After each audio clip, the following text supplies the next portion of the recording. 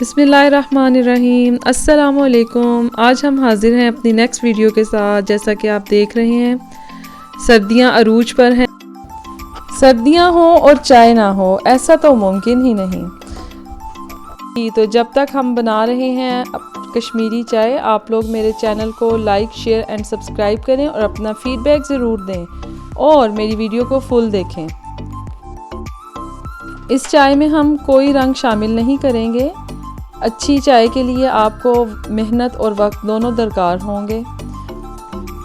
यहाँ मैं काट रही हूँ बारीक बारीक बादाम और पिस्ता हम इसमें शामिल करेंगे, जो कि इसकी लज्जत को निखार के सामने लाता है और चाय पीने का मज़ा दोबाला हो जाता है। इस चाय में आप अपनी मर्ज़ी के ड्राई फ्रूट्स भी इस्तेमाल कर सकते हैं। मुझे पिस्ता और बादाम पसंद है, इसलिए मैंने पिस्ता और बादाम ही शामिल किया है। इस चाय के साथ बहुत सी यादें भी वाबस्ता हैं। बचपन में मुझे याद है जब हमारे अब्बू जान बहुत शौक़ से कश्मीरी चाय और गाजर का हलवा हमारे लिए बनाते थे और हम खूब खुश होकर खाते थे। आप भी अपने बच्चों को कश्मीरी चाय बना के पिलाएं ताकि वो भी बड़े होकर याद करें और खुश हों कि हमारे पास भी कुछ यादें इकट्ठी हो गई हैं। जी आएँ, अब हम चलते हैं अपनी रेसिपी की तरफ। आपने 3 कप ठंडा पानी लेना है। यख ठंडा पानी होना चाहिए, क्योंकि उससे ही इस रेसिपी का सही निखार सामने आएगा।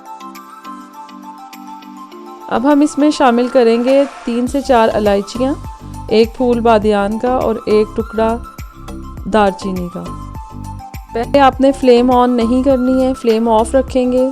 सारी चीज़ें शामिल करने के बाद हम इसमें फ्लेम ऑन करेंगे।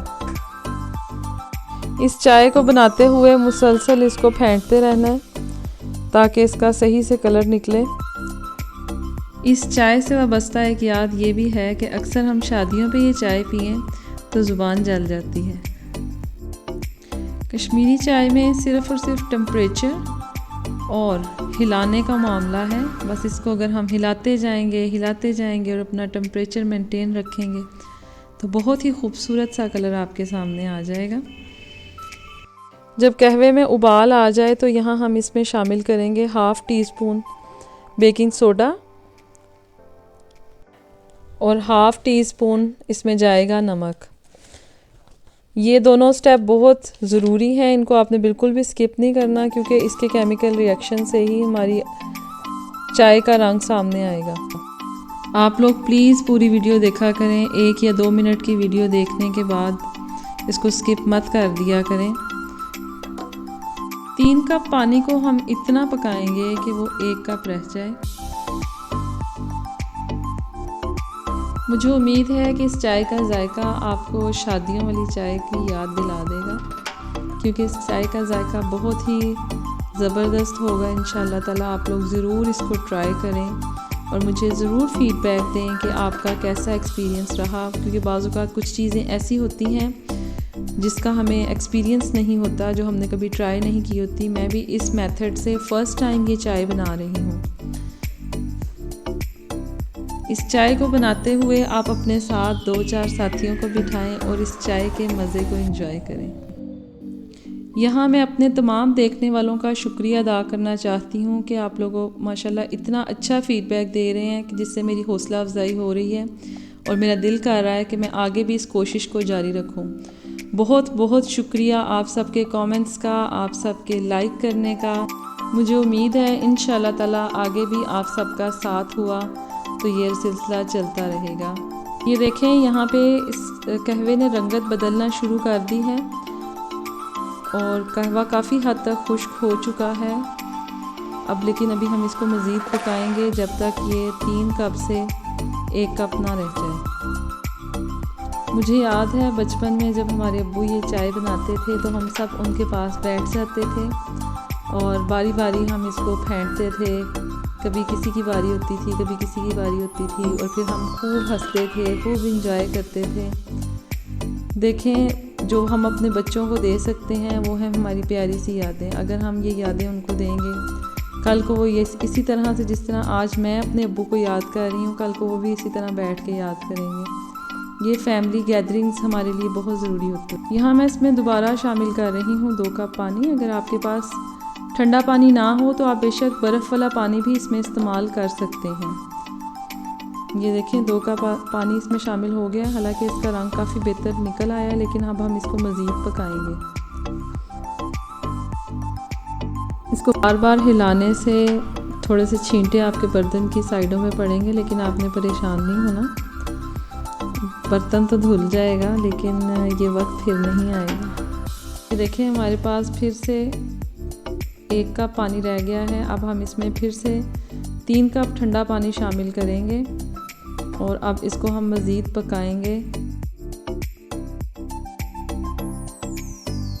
जी, पकाने का सिलसिला फिर से शुरू हो गया है। बस अब हम इसको इतना पकाएंगे कि जब हमें लगे कि रंग थोड़ा सा निकल आया है, तो अब इसके बाद इसको हम छान लेंगे।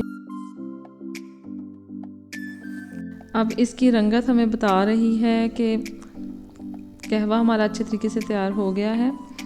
मैंने 1 चम्मच कहवा लेके उसमें दूध शामिल किया था, उसमें रंग काफ़ी अच्छा आया है। बस अब हम इसको थोड़ा सा और पकाएंगे और इसके बाद हमारी कश्मीरी चाय हो जाएगी तैयार।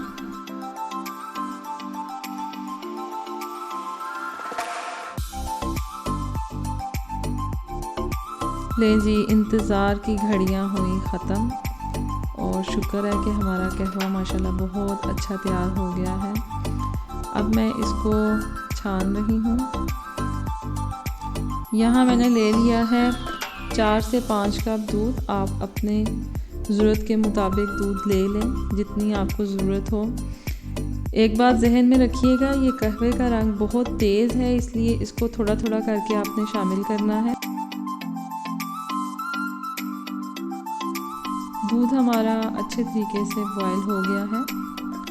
अब हम इसमें शामिल करेंगे कहवा। जैसा कि मैंने आपको पहले भी बताया था, आपने आहिस्ता आहिस्ता इसमें शामिल करना है, जितनी आपको ज़रूरत महसूस हो, ये जैसा कलर आप लेना चाहते हो। क्योंकि ये कहवा बहुत ज़्यादा डार्क कलर का है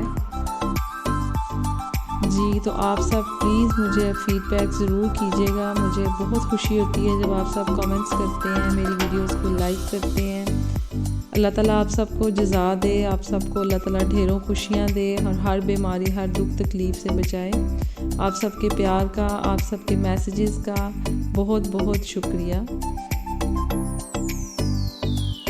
चाय हमारी तकरीबन पक चुकी है।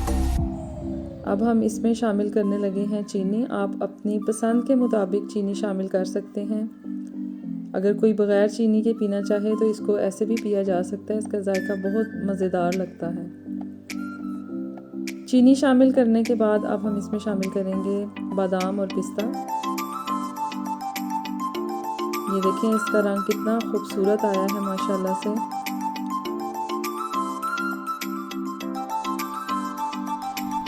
जी, तो चाय हमारी बिल्कुल तैयार है। अब हम इसको सर्व करने लगे हैं।